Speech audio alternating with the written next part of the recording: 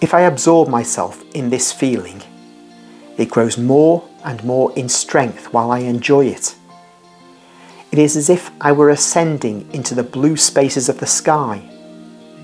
And furthermore, I do not know the reason for it, but since I have had this peaceful joy in me, I have a song in my heart.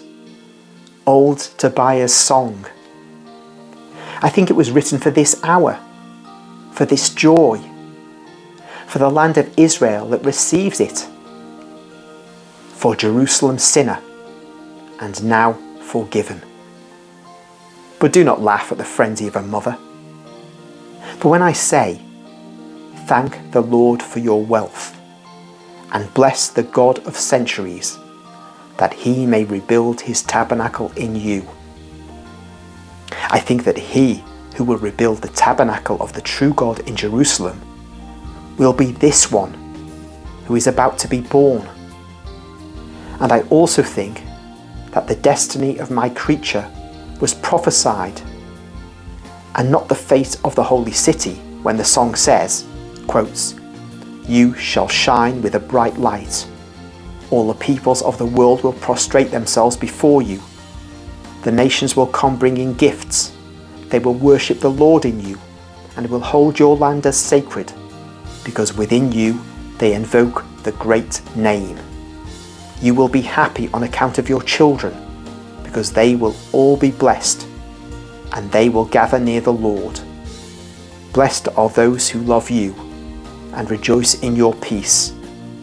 Unquote. And I am the first to rejoice, her happy mother. Just to pause again. It's quite interesting here. The St. Anne seems to be thinking that the child, though she believes she's female, will have a messianic role, if not be the Messiah herself. It would seem to be odd, though, to think that St. Anne would think that the female child will be the Messiah, because the Messiah will be a man. But her prophetic instinct sees still dimly, not completely.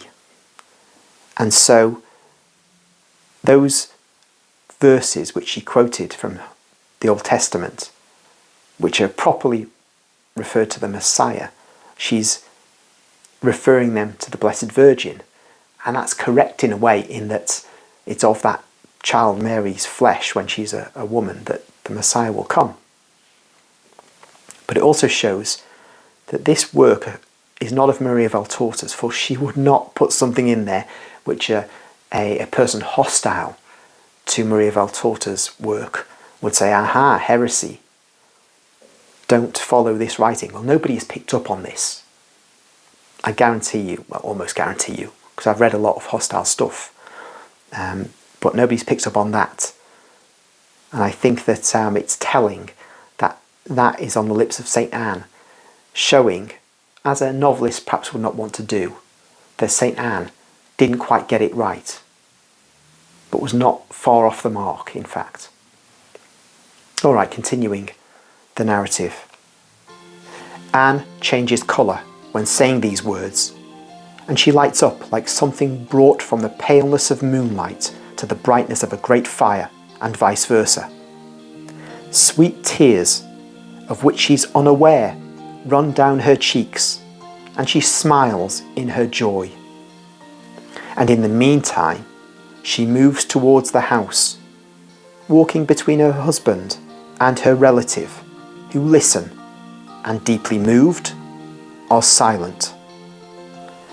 They make haste, because clouds driven by a strong wind rush across and gather in the sky, while the plain darkens and shudders at the warning of a storm. When they reach the threshold of the dwelling, a first livid flash of lightning crosses the sky, and the rumble of the first peal of thunder sounds like the roll of a huge drum that mingles with the arpeggio of the first drops on the parched leaves. They all go in, and Anne withdraws, while Joachim, standing at the door, talks with the workers, who have in the meantime joined him. The conversation is about the longed-for water which is a blessing for the parched land. But their joy turns into fear because a very violent storm is approaching with lightning and clouds threatening hail. If the cloud bursts, it will crush the grapes and the olives like a millstone. Poor me. Joachim is also anxious for his wife, whose time has come to give birth to her child. His relative reassures him that Anne is not suffering at all, but he is agitated, and every time his relative or any other woman amongst whom is Alphaeus' mother comes out of Anne's room and goes back in again with hot water and basins and linens dried near the blazing fireplace in the large kitchen, he goes and makes enquiries, but he does not calm down despite their reassurances. Also, the lack of cries from Anne worries him. He says, "I'm a man, and I've never seen a child being born, but I remember hearing that the absence of throes is fatal." It is growing dark, and the evening is preceded by a furious and very violent storm. It brings torrential rain, wind, lightning, everything except hail, which has fallen elsewhere. One of the workers notices the ferocity of the gale. It looks as if Satan has come out of Gehenna with his demons. Look at those black clouds. You can smell sulphur in the air, and you can hear whistling and hisses and wailing and cursing voices. If it is him, he is furious this evening. The other worker laughs and scoffs. A great prey must have escaped him, or Michael has struck him with a new thunderbolt from God, and he's had his horns and tail clipped and burnt. A woman passes by and shouts, "Joachim, it is coming, and it is happening quickly and well." And she disappears with a small amphora in her hands. The storm drops suddenly, after one last thunderbolt that is so violent that it throws the three men against the side wall. And in front of the house, in the garden, a black, smoky cavity remains as its memory. Meanwhile, a cry, one resembling the tiny plea of a little turtle dove, that for the very first time no longer peeps but coos, is heard from beyond Anne's door. And at the same time, a huge rainbow stretches its semicircle across the sky. It rises, or seems to rise, from the top of Hermon, which kissed by the sun looks like a most delicate pinkish alabaster. It rises up in the clear September sky, and through an atmosphere cleaned of all impurities, it crosses over the hills of Galilee and the plain to the south, and over another mountain, and seems to rest the other end on the distant horizon, where it drops from view behind a chain of high mountains. We've never seen anything like this. Look, look! It seems to enclose in a circle the whole of the land of Israel. And look, there's already a star in the sky, while the sun has not yet set. What a star!